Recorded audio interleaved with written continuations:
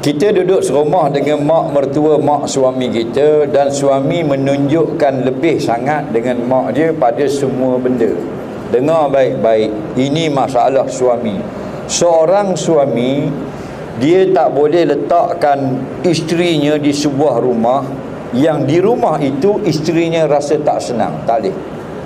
Nafkah yang wajib 3. Nombor 1, makan minum. Nombor 2, pakaian. Nombor 3, rumah. Rumah ini syaratnya mestilah di rumah itu, kalau isteri duduk senang hati. Kalau ada sesuatu yang tidak menyenangkan hati isteri, suami itu wajib mencari rumah yang lain. Jangan main-main. Nampak? Itu hukum nafkah. Ramai suami tak tahu. Nak contoh, kalau di rumah itu ada kakak suami, kakak suami ni musuh isteri dia, selalu berbalah, maka berdosa suami bawa isteri tinggal di rumah itu, kerana dalam rumah itu ada musuh isteri dia. Ini ramai orang tak belajar agama. Nampak? Dia ikut suka hati dia. Dia kira bila dia suami, mu kena ikut aku. Salah. Bukan semua benda mu bos. Ada benda yang kita sama adil, ada benda orang perempuan kena lebih. Nampak?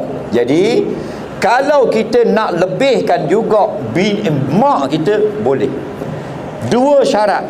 Yang pertama, tidak boleh kita abaikan nafkah isteri, semua sudah terjaga. Yang kedua, tidak boleh kita tunjukkan di depan isteri kita. Kena jaga sungguh hati pasangan, tapi pada perkara yang benar lah, jangan perkara yang tak betul. Nampak? Nak jaganya hati bini ni sampai kita buang habis dara, tu tak salah lah. Okey. Jadi kalau kamu sayang mak nak bagi duit, jangan sampai isteri tahu. Jangan depan isteri. Isteri nak jumpa dengan kakak isteri, kakak ipar suami, suami benci kepada kakak ipar tu, sakit hati, boleh jumpa, jangan di hadapan suami. Faham lagi? Jadi dalam kes ini suami kena betulkan balik. Awak nak lebihkan sayang kerana hati awak ada untuk lebih pada ibu, boleh je. Jangan abaikan nafkah isteri, kasih sayang pada dia jangan abai, dan jangan tunjukkan benda itu di depan isteri.